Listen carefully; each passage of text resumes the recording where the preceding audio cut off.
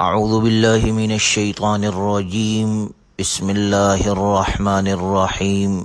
قل اوحی الی انہ استمع نفر من الجن فقالوا انا سمعنا قرآنا عجبا۔ یہ سورہ جن ہے جو 28 آیات اور 2 رکوعات پر مشتمل ہے۔ اس سورت مبارکہ میں جنات کے حوالے سے گفتگو ہے، اس لیے اس مناسبت سے اس سورت کا نام سورہ جن ہے۔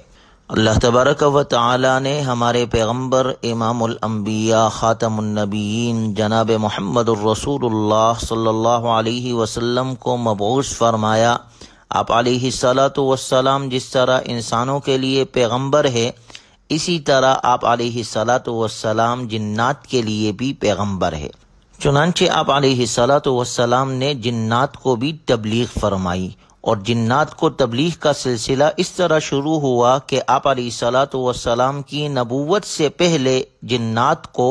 آسمانوں کے قریب تک پہنچنے دیا جاتا تھا، لیکن آپ علیہ الصلاۃ والسلام کی بعثت کے بعد انہیں آسمانوں کے قریب جانے سے اس طرح روک دیا گیا تھا کہ جب کوئی بھی جن یا شیطان آسمان کے قریب پہنچنا چاہتا تو اسے ایک روشن شعلے کے ذریعے سے مار بگایا جاتا، جیسے سورہ صافات میں اللہ نے اس کا ذکر کیا ہے فَأَتْبَعَهُ شِهَابٌ ثَاقِبٌ۔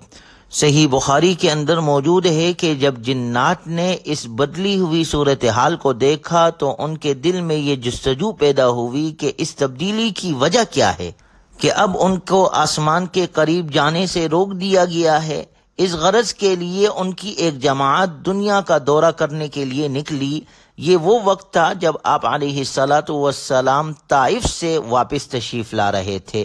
اور مقام نخلا پر آپ علیہ الصلاۃ والسلام نے پڑاؤ ڈالا تھا۔ وہاں آپ علیہ الصلاۃ والسلام نے فجر کی نماز میں قرآن کریم کی تلاوت شروع کی تو جنات کی ایک جماعت اس وقت وہاں سے گزر رہی تھی۔ جب انہوں نے یہ کلام سنا، قرآن کریم کو سنا، تو وہ اطمینان کے ساتھ سننے کے لیے رک گئے، اور حضور اکرم صلی اللہ علیہ وسلم کی زبان اطہر سے فجر کے وقت قرآن کریم کے پر اثر کلام نے ان کے دل پر ایسا اثر کیا کہ وہ جنات مسلمان ہو گئے، اور پھر انہوں نے اپنے قوم کے پاس بھی جا کر اسلام کی دعوت دی، یعنی اسلام کے داعی بن کر پہنچے، اور اپنے قوم سے جا کر جو باتیں کی انہوں نے، اللہ نے سورہ جن میں ان تمام باتوں کا ذکر کیا ہے۔ اور اس طرح گویا اس کے بعد جنات کے کئی وفود آپ علیہ الصلاۃ والسلام کی خدمت میں آئے، اور آپ علیہ الصلاۃ والسلام نے انہیں تبلیغ و تعلیم کا فریضہ انجام دی۔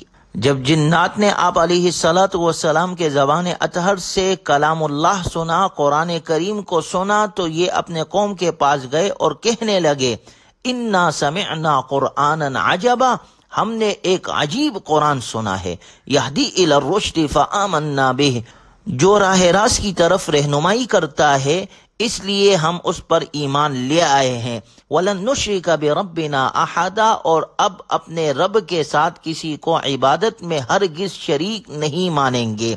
مراد اس سے کفر اور شرک اور بری باتیں ہیں کہ اب ہم کفر سے، شرک سے اپنے آپ کو بچائیں گے اور اس قرآنی تعلیمات پر عمل کریں گے۔ اور کہنے لگے وَأَنَّهُ تَعَالَى جَدُّ رَبِّنَا مَا اتَّخَذَ صَاحِبَةً وَلَا وَلَدًا، اور یہ کہ ہمارے رب کی بہت اونچی شان ہے، اس نے نہ کوئی بیوی رکھی ہے نہ کوئی بیٹا۔ وَأَنَّهُ كَانَ يَقُولُ سَفِيهُنَا عَلَى اللَّهِ شَطَطًا، اور یہ کہ ہم میں سے بے وقوف لوگ اللہ کے بارے میں ایسی باتیں کہتے ہیں جو حقیقت سے بہت دور ہے۔ وَأَنَّا ظَنَنَّا أَن لَّن تَقُولَ الْإِنسُ وَالْجِنُّ عَلَى اللَّهِ كَذِبًا، اور یہ کہ ہم نے یہ سمجھا تھا کہ انسان اور جنات اللہ کے بارے میں جھوٹی بات نہیں کہیں گے، یعنی اب تک جو ہم غلط عقائد رکھتے رہے ہیں اس کی وجہ یہ تھی کہ سارے انسان اور جنات یہی عقائد رکھتے تھے، اس لیے خیال یہی ہوا کہ اتنے سارے لوگ جھوٹے عقائد نہیں رکھتے ہوں گے،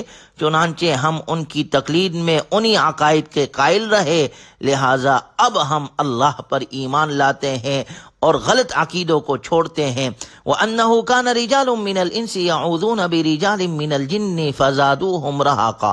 اور یہ کہ انسانوں میں سے کچھ لوگ جنات کے کچھ لوگوں کی پناہ لیا کرتے تھے،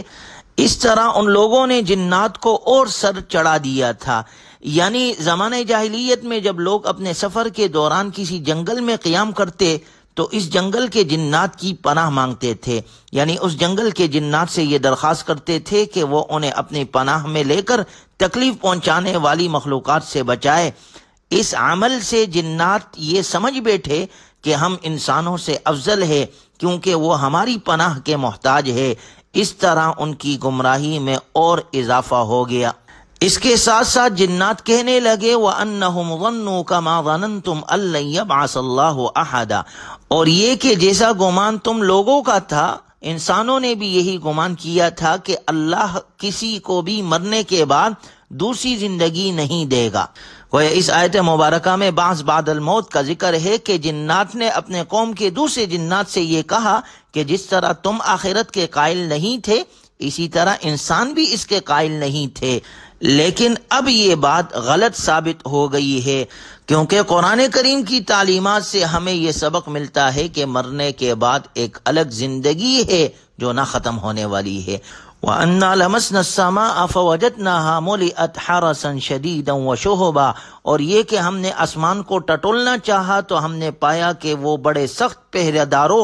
اور شعلوں سے بھرا ہوا ہے۔ مراد یہی ہے کہ آپ علیہ الصلوۃ والسلام کے بعثت کے بعد اب جنات اوپر آسمانوں پر نہیں جا سکتے، اور پھر جنات کے اندر بھی اچھے اور برے ہیں۔ وَأَنَّا مِنَّا الصَّالِحُونَ وَمِنَّا دُونَ ذَلِكَ،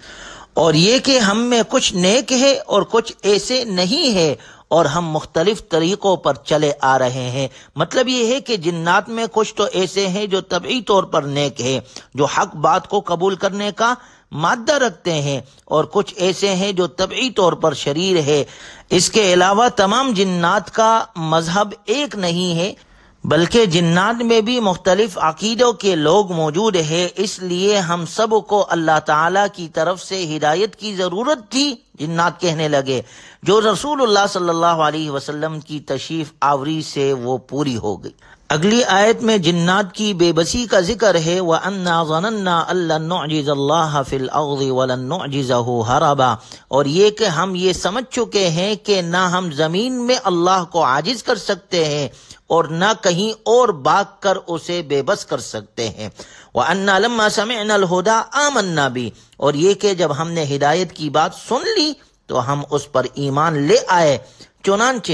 فَمَن يُؤْمِن بِرَبِّهِ فَلَا يَخَافُ بَخْسًا وَلَا رَهَقًا، جو کوئی اپنے رب پر ایمان لے آئے تو اس کو نہ کسی گھاٹے کا اندیشہ ہوگا اور نہ کسی زیادتی کا۔ وَأَنَّا مِنَّا الْمُسْلِمُونَ وَمِنَّا الْقَاسِطُونَ، اور یہ کہ ہم میں سے کچھ تو مسلمان ہو گئے ہیں اور ہم میں سے اب بھی کچھ ظالم ہیں۔ فَمَنْ أَسْلَمَ فَأُولَئِكَ تَحَرَّوْا رَشَدًا، چنانچہ جو اسلام لا چکے ہیں انہوں نے ہدایت کا راستہ ڈھونڈ لیا ہے۔ وَأَمَّا الْقَاسِطُونَ فَكَانُوا لِجَهَنَّمَ حَطَبًا، اور رہے وہ لوگ جو ظالم ہے تو وہ جہنم کا ایندھن ہے۔ وَأَن لَّوِ اسْتَقَامُوا عَلَى الطَّرِيقَةِ لَأَسْقَيْنَاهُم مَّاءً غَدَقًا، اور اے پیغمبر اہل مکہ سے کہو کہ مجھ پر یہ وحی بھی آئی ہے کہ اگر یہ لوگ راستے پر آ کر سیدھے ہو جائے تو ہم انہیں وافر مقدار میں پانی سے سیراب کریں، لِنَفْتِنَهُمْ فِيهِ، تاکہ اس کے ذریعے سے ان کو آزمائیں۔ جنات کا واقعہ ذکر کرنے کے بعد اہل مکہ سے فرمایا جا رہا ہے کہ جس طرح یہ جنات حق طلبی کا ثبوت دے کر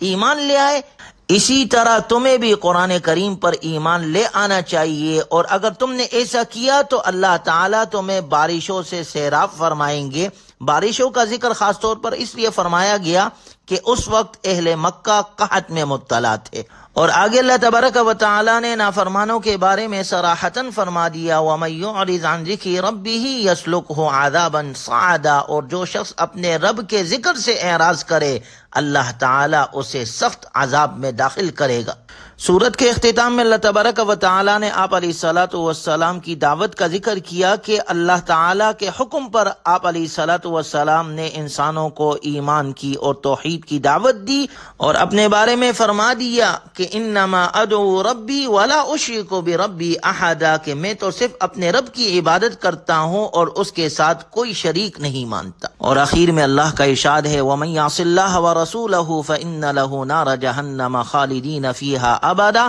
اور جو کوئی اللہ اور اس کے رسول کی نافرمانی کرے گا تو اس کے لیے جہنم کی آگ ہے، اللہ ہماری حفاظت فرمائے۔ وآخر دعوانا ان الحمد للہ رب